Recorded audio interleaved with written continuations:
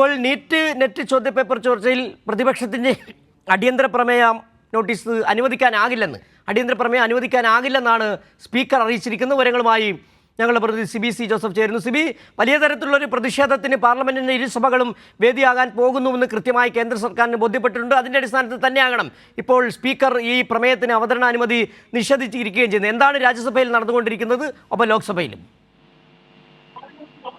സിജു, ഇപ്പോൾ ലോക്സഭ പ്രതിപക്ഷ ബഹളത്തെ തുടർന്ന് 12 മണിവരെ നിർത്തി വെച്ചിരിക്കുകയാണ്. രാജ്യസഭയിൽ പ്രതിപക്ഷത്തിന്റെ ബഹളം തുടരുകയാണ്. ലോക്സഭ തുടങ്ങിയപ്പോൾ തന്നെ ഈ അടിയന്തര പ്രമേയ നോട്ടീസ് പ്രതിപക്ഷം ഒന്നടങ്കം നൽകി.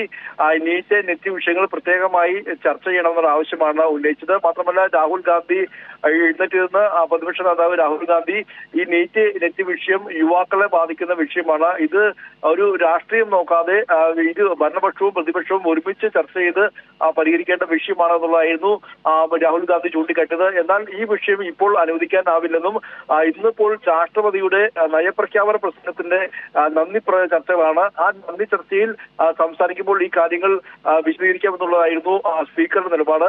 അപ്പൊ ഇത് പ്രത്യേകം ചർച്ച ചെയ്യണമെന്ന ആവശ്യം പ്രതിപക്ഷം വീണ്ടും ഉന്നയിച്ചു. പിന്നീട് ബഹളം വയ്ക്കുകയായിരുന്നു. പ്രതിപക്ഷം ബഹളം വെച്ചതോടെ ലോക്സഭ 12 മണിവരെ നിർത്തിവെച്ചതായി അറിയിക്കുകയായിരുന്നു. അങ്ങനെ ലോക്സഭ 12 മണിവരെ നിർത്തിവെച്ചിരിക്കുകയാണ്. എന്തായാലും 12 മണിക്ക് ശേഷവും ഈ വിഷയം ഉയർത്താൻ തന്നെയാണ് പ്രതിപക്ഷത്തിന്റെ തീരുമാനം. മാത്രമല്ല, നമുക്കറിയാം ഈ തവണ ലോക്സഭയിൽ പ്രതിപക്ഷ അംഗങ്ങളുടെ എണ്ണം കൂടുതലായതിനാൽ ബഹളവും അതോടൊപ്പം തന്നെ പ്രതിപക്ഷ പ്രതിഷേധവും വളരെ ശക്തിയായി ഉയർന്നു കേട്ടതും ഈ തവണ ഒരു പ്രത്യേകതയായിരുന്നു.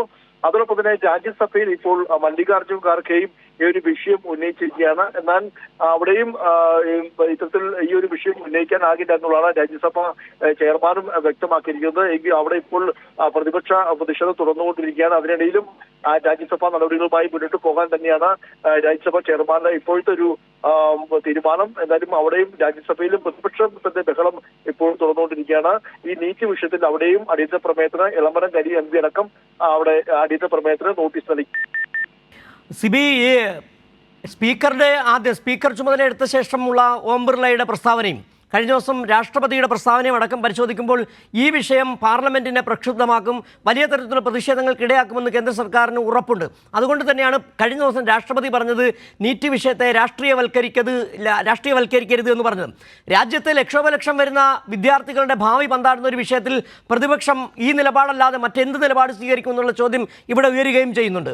നിലവിൽ 24 ലക്ഷത്തോളം വിദ്യാർത്ഥികളുടെ ഭാവിയാണ് തുലാസിലായിരിക്കുന്നത്. സുപ്രീം കോടതി വരെ ഇടപെട്ട് കൗൺസിലിംഗ് നടപടികൾ പോവും. കുറച്ച് ആൾക്കാർ ഈ കുഴപ്പം കാണിച്ചതിൻ്റെ പേരിൽ വലിയൊരു വിദ്യാർത്ഥി സമൂഹത്തെ ആകെ കുഴപ്പത്തിലാക്കാൻ ഉദ്ദേശിക്കുന്നില്ല എന്ന നിലപാട് സുപ്രീം കോടതിക്കുണ്ട്. ഇവിടെ വിദ്യാർത്ഥികളുടെ ഭാവി പന്താടുന്ന ഒരു വിഷയത്തിൽ പ്രതിപക്ഷം വലിയ തരത്തിൽ പ്രതിഷേധം ഉന്നയിക്കുമ്പോൾ അതിനെ അടിച്ചമർത്തുന്ന നിലപാടാണ് ഈ സർക്കാരിനുള്ളത്. ഒപ്പം തന്നെ സ്പീക്കറുടെ നിലപാടും പ്രതിഷേധാർഹമെന്ന് തന്നെ പറയേണ്ടി വരുന്നു. സിജു, ഇതില് ഈ നീറ്റ് നെറ്റ് വിഷയങ്ങൾ കേന്ദ്ര സർക്കാരിനെ സംബന്ധിച്ച വളരെ വലിയ പ്രതിസന്ധിയിലാക്കിയിട്ടുണ്ടെന്ന കാര്യത്തിൽ സംശയമില്ല. അതുകൊണ്ട് തന്നെയാണ് ഈ ഒരു കേസിൽ CBI അന്വേഷണം ആദ്യം മുതൽ തന്നെ ഇതിൽ പ്രഖ്യാപിച്ചത്. പക്ഷേ ഇതിൽ പുറത്തുവരുന്ന ഓരോ സംഭവവികാസങ്ങളും ക്രമക്കേടുകളെല്ലാം തന്നെ വളരെ അധികം കേന്ദ്ര സർക്കാരിനെ കൂടുതൽ പ്രതിരോധത്തിലാക്കുകയാണ്. പ്രത്യേകിച്ച് സിജി പറഞ്ഞ 24 ലക്ഷത്തിലധികം വിദ്യാർത്ഥികളാണ് നീറ്റ് പരീക്ഷ എഴുതിയത്. 12 ലക്ഷത്തിലധികം വിദ്യാർത്ഥികൾ നെറ്റ് പരീക്ഷ എഴുതിയിരുന്നു.